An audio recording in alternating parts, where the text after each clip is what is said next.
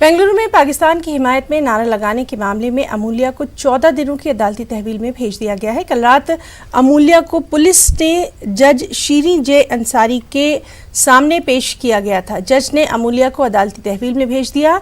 चिकमगलुरु में अमूल्या के घर के बाहर बीजेपी और एबीवीपी के कारकुनान एहतजाज कर रहे हैं।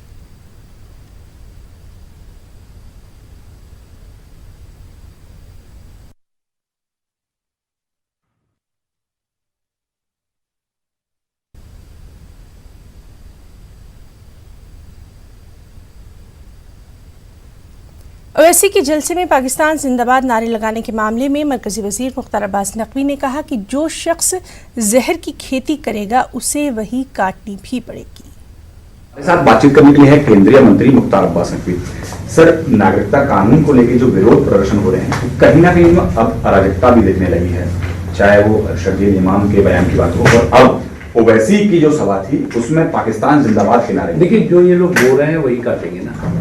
आप जहर की खेती करेंगे तो उस जहर की खेती में जो फसल उगेगी वो किस चीज़ की उगेगी? ऐसी फसलें उगेंगी। अगर किसी पॉलिटिकल पार्टी के मंच से हिंदुस्तान मुर्दाबाद और पाकिस्तान जिंदाबाद के नारे लगें तो इस बात का एहसास आसानी से किया जा सकता है कि उस पार्टी और उस पार्टी से जुड़े हुए लोगों की देश के प्रति क्या कमिटमेंट है, क्या प्रतिबद्धता है। लेकिन सर, उन्हीं की पार्टी के वारिस पठान हैं, कह रहे हैं कि हमारी आबादी 15 करोड़ है, हम 100 करोड़ पर भारी पड़ेंगे। ऐसे विवादित बोल या भड़काऊ भाषण, मुझे लगता है इस तरह के भड़काऊ भाषण दे करके ये अपने अस्तित्व को बचाने के लिए लगे रहते हैं, इससे ज़्यादा कुछ नहीं है। इनको भी इस बात का एहसास है कि जिस तरह के ये भड़काऊ भाषण करते हैं इसको कोई पसंद नहीं करता, जिनके लिए करते हैं वो भी पसंद नहीं करते। सर, नागरिकता कानून को लेकर शाहीन बाग का धरना लगातार जारी है। जो सुप्रीम कोर्ट ने पैनल बनाया 2 दिन हो गए, लगातार बातचीत कर रहा है, लेकिन हल अभी नहीं। हमारी शुभकामनाएं है कि जल्दी से शाहीन बाग शांति बाग बने और उसके साथ ही साथ जो लोग किसी न किसी गुमराही गैंग के जरिए गुमराह करके वहां पर बैठाले गए हैं वो इस बात को समझ सके कि जिस मुद्दे को लेकर वो बैठाले गए हैं उस मुद्दे की सच्चाई दूर तक कुछ नहीं है, सिर्फ फेक एंड फैब्रिकेटेड कहानी और भय और भ्रम का माहौल पैदा करने की कोशिश की। धन्यवाद हमसे बात करने के लिए। कैमरामैन प्रकाश गुप्ता के साथ पवन गौरव की टीम, दिल्ली। और एक और अहम खबर, सीए मुखालिफ एहतजाज में एमआईएम सरबराह असदुद्दीन ओवैसी गिर गए। स्टेज की सीढ़ियां चढ़ते वक्त असदुद्दीन ओवैसी गिर पड़े, फिर फौरी तौर पर संभल भी गए। बेंगलुरु के फ्रीडम पार्क में कल शाम सीए मुखालिफ एहतजाज हुआ था और वहीं पर ये हादसा हुआ।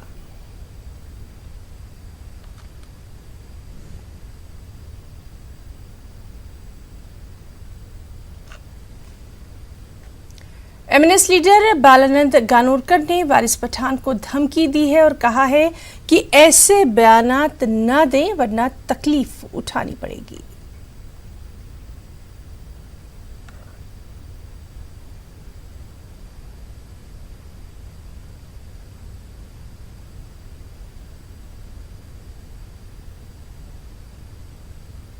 पंद्रह कोटी और 100 कोटी लोगों के ऊपर भारी पड़ेंगे। जो बयान आपने किया है ना, वो आपने शायद सोच समझ के नहीं किया है। हिंदुस्तान के मुसलमान जो है वो इस मट्टी पे प्यार करने वाले हैं, वो हमारे हैं। मगर आप जिस मुसलमानों के बारे में बात कर रहे हो वो बांग्लादेश और पाकिस्तानी तुम्हारे बाप है क्या? मेरा नाम भाला नंदगांवकर है और राज ठाकरे का मैं एक कार्यकर्ता हूं। ज्यादा बकबक करेंगे तो तकलीफ होगी। ये मेरी आपको वार्निंग है। और आरजेडी लीडर तेजस्वी यादव का कहना है कि ये लड़ाई किसी मजहब की नहीं बल्कि आइन को बचाने की है। बात समझना पड़ेगा कि ये लड़ाई किसी धर्म की लड़ाई नहीं है, बल्कि ये लड़ाई संविधान को बचाने की लड़ाई है। जिस प्रकार से हमारे संविधान पे खतरा है और हम लोग तो लगातार कहते रहे, चाहे एआईएम हो या बीजेपी के कई नेताओं ने दिल्ली में जिस प्रकार से मंत्रियों ने बयान दिया था, चाहे अनुराग ठाकुर हो या आपके परमेश वर्मा हो, उन सब लोगों पर कार्रवाई करनी चाहिए। उन लोगों पे अगर गिरफ्तारी करनी हो तो गिरफ्तार की जाए। तो ये लोग जो है धर्म के आधार पर जो है दंगा फसाद करा करके मेन एजेंडे से डाइल्यूट करना चाहते हैं और बीजेपी का खास तौर पे ये लोग काम कर रहे हैं। और खबरों में अब बात करेंगे शाहीन बाग के एहतजाज और मुज़ाकरात की।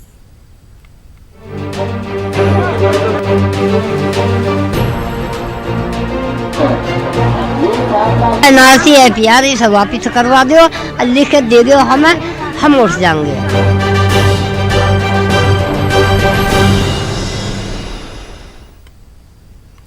जी हाँ, शाहीन बाग के मुजाहिरीन से मुज़ाकरातकारों की 2 दिनों की बातचीत में कोई खातिर ख्वाह पेशरफ्त नहीं हुई है। मुज़ाकरातकार आज फिर शाहीन बाग जाएंगे, मुजाहिरीन से बातचीत करेंगे। 2 दिनों की बातचीत के बाद मुसालहतकार संजय हेगड़े का मानना है कि एहतजाज की जगह बदलने से लड़ाई बिल्कुल कमज़ोर नहीं होने वाली। वहीं साधना रामचंद्रन ने मुजाहिरीन से अपील की कि बातचीत के लिए किसी खास जगह की निशानदेही की जाए। मसले का हल निकालने के लिए अब 10-10 ख़वातीन के ग्रुप से बातचीत होगी। लड़ाई कमज़ोर नहीं होगी और अलग से जो एक बात करने का 10-10 का फार्मूला जो बताया जा रहा है, 20-20 का, 10-10 20-20 का, तो क्या आप लोग उसको लेकर के आप लोग क्या सोच रहे हैं?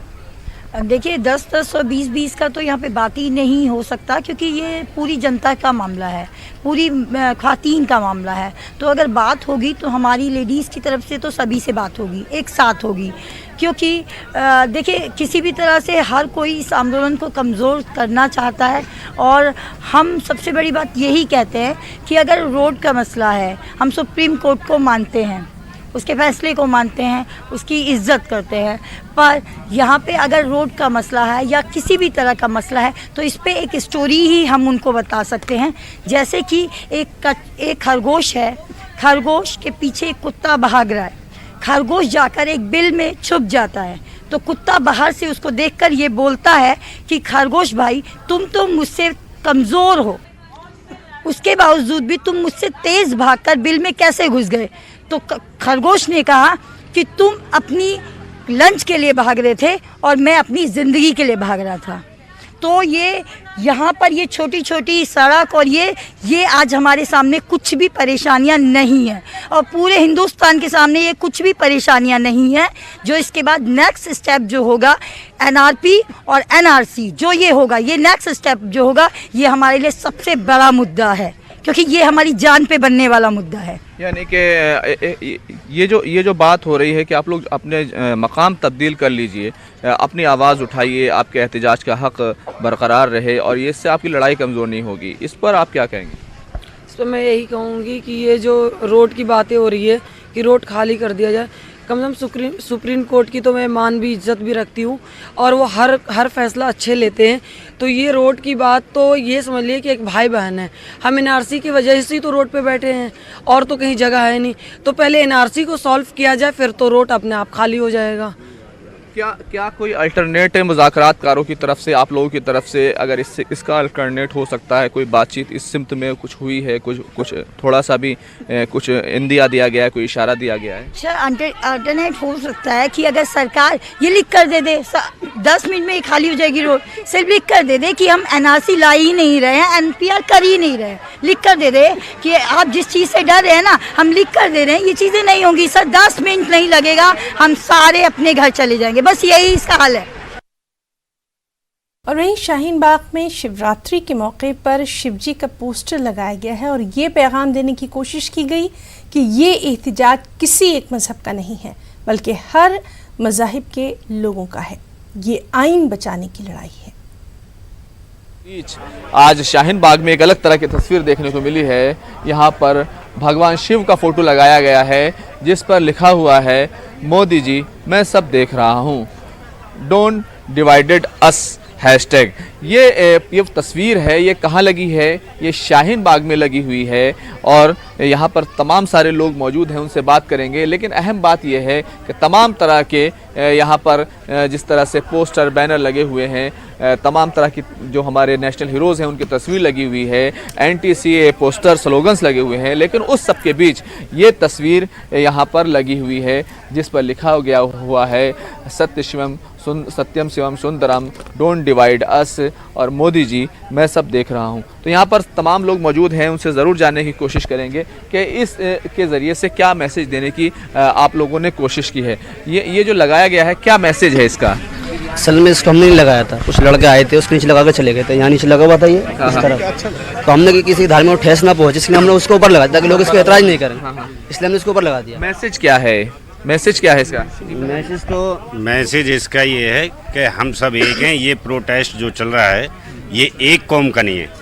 ये जो कहते हैं कि मुस्लिम एंटी मुस्लिम नहीं, हिंदू मुस्लिम सिख ईसाई सबका है। यहाँ सबके पोस्टर लगे हुए हैं, सिख भाइयों के भी लगे हुए हैं, हिंदू धर्म के भी लगे हुए हैं, मुस्लिम धर्म के भी लगे हुए हैं, ईसाई धर्म के भी लगे हुए हैं। तो इससे ये मैसेज जाता है कि ये प्रोटेस्ट सबका है, ये एक किसी कौम का नहीं है, सबका है। मतलब सभी का सम्मान है, सभी का सम्मान है। यहाँ जो भी आएगा मोस्ट वेलकम, सबका सम्मान है। हिंदू मुस्लिम सिख ईसाई सब भाई हैं।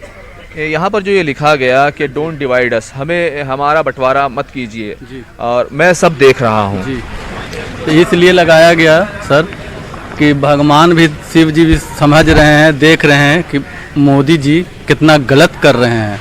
हम बैठे बैठे ऊपर से देख रहे हैं मोदी जी कि कम से कम उनको एहसास होवे, मैसेज पहुँचे, इसीलिए लगाया गया सर। हाँ, आप कुछ कह रहे थे? ये इसीलिए लगाया गया है, पोस्टर जो यहाँ लगाया गया है कि मोदी जी मैं सब देख रहा हूँ, यानी मोदी अपने आप को ये ना समझे तकब्बुर में आकर और घमंड में आके कि मोदी ही काबिज हो गया, बल्कि उससे ऊपर ताकत भगवान की भी है और उससे ऊपर ताकत खुदा की और अल्लाह की भी है। मोदी अगर ये समझता है कि मैं ही सब कुछ हूँ तो उसको ये इबरत के तौर पे लगाया गया है कि मोदी तेरे से ऊपर और खुदा भी है, भगवान भी है, वो देख रहा है। यकीनन जैसे इससे पहले तकब्बुर करने वालों का अंजाम हुआ है, तेरा भी अंजाम यही हो सकता है, इस बात की तरफ इसमें इशारा दिया गया है। तो ये वो फोटो है चाचा, ये भगवान जी का यहाँ पर फोटो लगा है और ये कहा है कि मोदी जी मैं सब देख रहा हूँ। अब मोदी जी को क्या करना चाहिए, क्योंकि भगवान तो देख ही रहे हैं। भगवान की बात माननी चाहिए उसको भगवान की बात माननी चाहिए। वो अपना काला कानून वापस लेना चाहिए। बहुत अच्छा। ये जो बहनें यहाँ बैठी हैं उनकी तरफ भी देखना चाहिए। वो रोड की बात तो करने आ रहा है लेकिन इनको नहीं देख रहा है, सीए को नहीं हटा रहा है, एनआरसी को नहीं हटा रहा है। ये तो मोदी बहुत पुराने लेके चला, ये मसला था उसका, ये तो लाना था उसको, मुसलमान को यहाँ से भगाने की योजना उसकी। तो मुसलमान भागने वाला नहीं है, मुसलमान भागने वाला नहीं, उसने यहीं जन्म लिया, यहीं मरेगा। तो शाहीन बाग के लोगों का कहना है कि भगवान ने जो कहा है मोदी जी उसको मान लीजिए, और ये फोटो ये इसीलिए लगाया गया है कि यहाँ पर ये जो कानून है ये तमाम धर्मों के लिए काला है और ये लोग चाहते हैं कि सरकार इसको वापस ले। लेकिन सबसे बड़ी बात ये है कि आज महाशिवरात्रि है और यहाँ पर ये फोटो लगा है जिसमें लिखा हुआ है मोदी जी मैं सब देख रहा हूँ। कैमरामैन वैभव के साथ खुर्रम शहजाद, न्यूज़ 18 दिल्ली। एक और अहम खबर है, UIDAI ने हैदराबाद से ताल्लुक़ रखने वाले 127 अफराद के खिलाफ इंक्वायरी मनसूख करने से मुताल्लिक़ नोटिस जारी किया। आधार अथॉरिटी ने अगली कार्रवाई से मुताल्लिक़ तमाम 127 अफराद को इनफरादी तौर पर मुतला करने की बात कही। वाज़ेह रहे कि UIDAI जो कि आधार कार्ड एक्ट 2016 के तहत कायम किया गया, इस पर अपने इख्तियारात के बेजा इस्तेमाल का इल्ज़ाम है। मुताल्लिक़ इदारे को किसी भी कानून के तहत किसी भी शहरी से उनकी शहरियत के बारे में सवाल करने या फिर दस्तावेज़ात तलब करने की इजाज़त नहीं है। गैर मजाज तौर पर आधार कार्ड हासिल करने का सबूत मिलने पर उस शहरी का आधार कार्ड मनसूख करने का उसे इख्तियार ज़रूर हासिल है।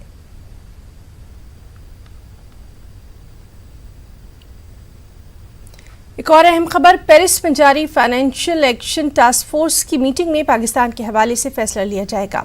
पाकिस्तान को ग्रे लिस्ट में रखने के हवाले से मीटिंग में बाज़ाब्ता फैसला लिया जाएगा। गुज़िश्ता 4 दिनों से जारी FATF की मीटिंग में पाकिस्तान के ताल्लुक से 27 नुकाती एक्शन प्लान का जायजा लिया जा रहा है। ज़राए के मुताबिक मीटिंग में दहशतगर्द तंजीमों की फंडिंग पर नकेल कसने के लिए पाकिस्तान के जरिए किए गए बाज़ इक़दामात पर इत्मीनान का भी इजहार किया गया।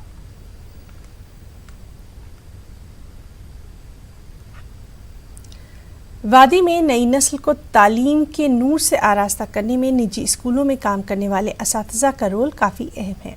ताहम ऐसे असातिज़ा को वो मुराद हासिल नहीं हो रही जिनके वो हकदार हैं। यही वजह है कि कई असातिज़ा अब अदालतों का दरवाज़ा खटखटाते हैं। एक रिपोर्ट।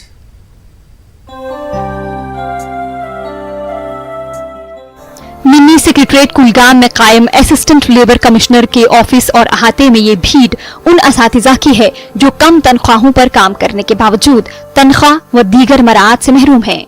मुख्तलिफ निजी स्कूलों में काम करने वाले असातिज़ा की तनख्वाह काफी कम है। ऐसे में कई असातिज़ा ने अपने हुकूक के लिए लेबर कमिश्नर का दरवाजा खटखटाया है। इस तरह नाइंसाफी हो रही है सर, कुछ नहीं हो रहा है। अगर आज हम एक डेली मतलब एक लेबर को भी देखेंगे तो उसको भी मिल जाती है 500-600 दिन में, लेकिन अगर हम एक प्राइवेटाइजेशन में जाएंगे, प्राइवेट टीचर की हम बात करेंगे, he only get near about the 100 और मे बी द 150, उससे ज़्यादा नहीं मिलता है। तो यही प्रॉब्लम है जो है सफ़र हो रही है। सरकार से इस्तिदा करते हैं, गुजारिश करते हैं कि यहाँ पे जो प्राइवेट सेक्टर है वो भी अच्छी तरीके से यहाँ पे डेवलप नहीं होते हैं। जो हमारे पढ़े लिखे नौजवान स्कूलों में, इंस्टीट्यूशंस में, कॉलेजेस में या यूनिवर्सिटीज़ में काम कर रहे हैं, उनके साथ सरासर नाइंसाफ़ी हो रही है। जैसे हमारे साथ हुआ है, हमने भी काफ़ी प्राइवेट स्कूलों में काम किया है, लेकिन जब सर्दियों का मौसम आता है तो उस वक्त हमें वहाँ से मतलब विंटर वेकेशन के लिए लीव करते हैं, और जब हम दोबारा वापस स्कूल आते हैं तो उस वक्त हमें न सैलरी देते और न हमें वहाँ अलो करते हैं। उधर निजी स्कूलों में काम करने वाले असातिज़ा की हौसला अफजाई और उन्हें इंसाफ फराहम करने के लिए रज़ाकाराना तौर पर वकला सामने आ रहे हैं।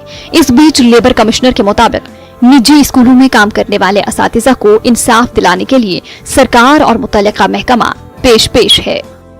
My submission to the court was that provide a circular of that kind which gives cover to all the private school masters. इसमें हमारे टीचर्स ही नहीं है, women are participating with them, women are working in these institutions. मेरा submission यही था कि a kind of circular be issued in district level जिसमें ये कहा जाएगा कि if any institution will hire a teacher, he should be bound to provide him salary of winters also. जहाँ पे भी ऐसे किसी को लगे कि मेरे साथ गलत हो रहा है, एक प्रॉपर तनख्वाह नहीं मिल रही, वक्त पे तनख्वाह नहीं मिल रही, उनको उनके ना वो दबाव में आने की कोई ज़रूरत नहीं है। हमारा कोड उन्हीं के लिए है। This is a labour code only meant for labourers, उनके लिए देखा जाता है। और यहाँ उतना कुछ स्ट्रिक्ट सिस्टम नहीं है कि they have to get everything. हम हमेशा यहाँ केस मेरिट पर डिसाइड करते हैं। अगर मेरिट में उनका फॉल होता है, तनख्वाह कम है, तनख्वाह नहीं मिल रही है, केस उनके फेवर में जाता है। और सबसे अच्छी बात इन लोगों को मैं बताना चाहती हूँ कि लेबर कोड का है कि यहाँ फास्ट ट्रैक बेसिस पे आपके केसेस हैंडल हो जाते हैं। तालीम याफ्ता बेरोजगार नौजवानों को रोजगार फराहम करने और निजी सेक्टर को मुस्तहकम बनाने के सरकार दावे तो करती है, मगर निजी स्कूलों में तैनात असातिज़ा की कई देरी न मांगे अभी भी पूर्ण होनी मतलूब है। प्राइवेट सेक्टर में काम करने वाले बेरोजगार पढ़े लिखे नौजवानों की यही हालत ज़ार है, जबकि सरकार और मुतल्लिका महकमे रिवायती वादों से काम ले रही है। तेरे वादे पर जिए हम तो ये जान जूट जाना कि खुशी से मर न जाते अगर एतबार होता। ज़हूर रिजवी, न्यूज़ 18 उर्दू, कुलगाम। चीन में कोरोना वायरस की जद में आकर मजीद 115 अफराद हलाक हो गए हैं। इस तरह हलाक शुदगान की तादाद बढ़कर 2220 से तजावुज़ कर गई है। गुज़िश्ता 24 घंटों के दौरान 4 से ज़ायद नए मामले रोशनी में आए हैं। इस तरह कोरोना वायरस से मुतासरीन की तादाद 74,009 से भी तजावुज़ कर गई है।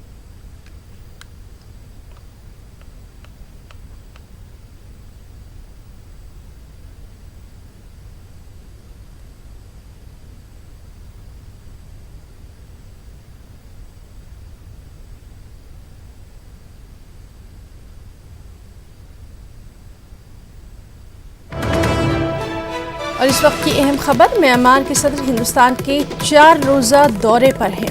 26 फरवरी से 29 फरवरी तक उनका ये दौरा जारी रहेगा और सदर यूविन मिंट के साथ खातून अव्वल डा चोचो भी हिंदुस्तान आ रही हैं। तो म्यांमार के सदर हिंदुस्तान के 4 रोज़ा दौरे पर हैं। 26 फरवरी से 29 फरवरी तक उनका ये दौरा रहेगा। सदर यूविन मिंट के साथ खातून अव्वल डा चोचो भी हिंदुस्तान के दौरे पर हैं। तो म्यांमार के सदर हिंदुस्तान के 4 रोज़ा दौरे पर हैं और 26 फरवरी से उनका ये दौरा शुरू होगा। दोनों मुल्कों की तरक्की के लिए, दोनों मुल्कों के ताल्लुकात के लिए इस दौरे को काफ़ी अहमियत की नज़र से देखा जा रहा है और कई अहम मुआहदे भी इस दौरे में तय होने की उम्मीद की जा रही है।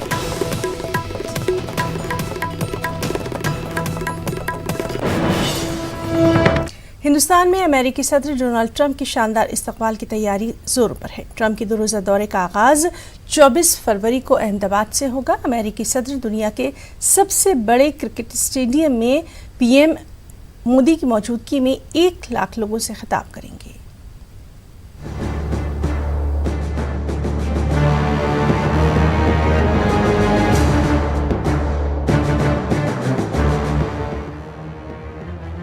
बेहद खास होगा 24 फरवरी का वो दिन जब अमेरिकी सदर डोनाल्ड ट्रंप हिंदुस्तान की सरजमीन पर वजीर आजम मोदी के साथ होंगे।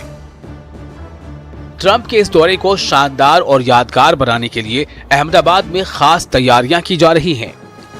इस दौरे के दौरान ट्रंप की सिक्योरिटी के लिए अमेरिकी एयरफोर्स का हरक्यूलिस तैयारा भी 200 सिक्योरिटी एहलकारों के साथ अहमदाबाद पहुंच चुका है। आप देख सकते हो कि अहमदाबाद एयरपोर्ट में अभी उसका जो एयरफोर्स 1 का प्लेन है वो चाहे और सुरक्षा का सामान है वो लेकर आया है। अब जान लीजिए सदर ट्रंप के दौरे और इनके इस्तकबाल की तैयारियों के बारे में। 24 फरवरी को अमेरिकी सदर ट्रंप अहमदाबाद एयरपोर्ट पहुंचेंगे। सदर ट्रंप के साथ इनकी अहलिया मेलानिया ट्रंप भी होंगी। सबसे पहले सदर ट्रंप एयरपोर्ट से साबरमती साहिल पर बने गांधी आश्रम जाएंगे। 24 फरवरी को ट्रंप अहमदाबाद के मोटेरा स्टेडियम में नमस्ते ट्रंप प्रोग्राम में हिस्सा लेंगे। मोटेरा स्टेडियम में ट्रंप के साथ पीएम मोदी 1 लाख लोगों से खिताब करेंगे। 24 फरवरी को ही शाम में ट्रंप अपनी बेगम के साथ ताजमहल देखने आगरा जाएंगे। 25 फरवरी को ट्रंप और मेलानिया का राष्ट्रपति भवन में बाज़ाब्ता इस्तकबाल होगा और 25 फरवरी को ट्रंप महात्मा गांधी को खिराज अकीदत पेश करने राजघाट भी जाएंगे। हम आपको बता दें कि अहमदाबाद में एयरपोर्ट से लेकर दुनिया के सबसे बड़े स्टेडियम मोटेरा तक 22 किलोमीटर तवील रोड शो होगा और इस दौरान लाखों लोग पीएम मोदी और सदर ट्रंप के इस्तकबाल में खड़े होंगे। I happen to like Prime Minister Modi a lot, and he told me we'll have 7 million people between the airport and the event. And the stadium, I understand, is sort of semi under construction, but it's going to be the largest stadium in the world, so it's going to be very exciting. सदर Trump के इस दौरे के दौरान कारोबारी मुआहिदा होने के भी इम्कानात रोशन हो रहे हैं। हालांकि इस सिलसिले में सदर ट्रंप वाज़ेह तौर पर कुछ कहने से बच रहे हैं। Well, we can have a trade deal with India, but I'm really saving the big deal for later on. We're doing a very big trade deal with India. We'll have it. I don't know if it'll be done before the election, but we'll have a very big deal with India. वाज़ेह रहे कि 2019 की पहली तिमाही में America ने 45.3 अरब dollar की अशिया हिंदुस्तान को बरामद की थी। हिंदुस्तान और अमेरिका के दरमियान कारोबार में मुसलसल इजाफा हो रहा है। ऐसे में ये दौरा दोनों मुल्कों के सकाफती और सिफारती ताल्लुकात तो मजबूत करेगा ही, इस दौरे से दोनों ममालिक के कारोबारी रिश्ते भी मजबूत होंगे। Bureau report, news 18 Urdu. एक और अहम खबर, दिल्ली में फौज को नया हेडक्वार्टर मिलेगा। वज़ीर दिफा राजनाथ सिंह ने नई इमारत का संग बुनियाद रखा। सेना भवन के नाम से इस नई इमारत को पहचाना जाएगा। ये इमारत 5 साल में बनकर तैयार हो जाएगी।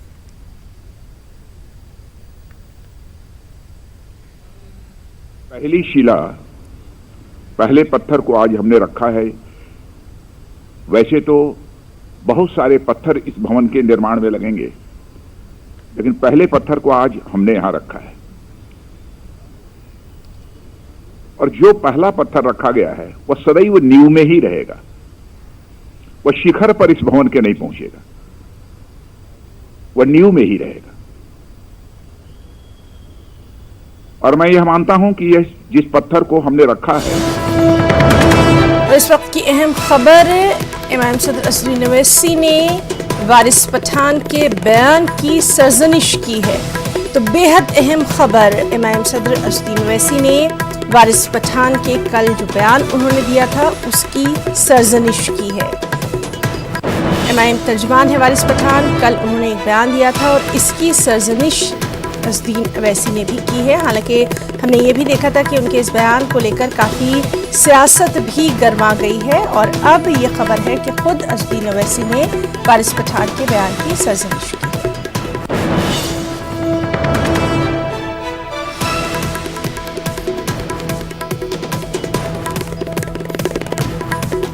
वारिस पठान ने जो मुतनाज़ा बयान दिया था और उसके बाद सियासत भी गर्मा गई थी। अब ये खबर है कि वारिस पठान की असदुद्दीन ओवैसी ने सरजनिश की है। वारिस पठान MIM के रजमान हैं और असदुद्दीन ओवैसी ने उनके जो बयान उन्होंने दिया था उसकी सरजनिश की।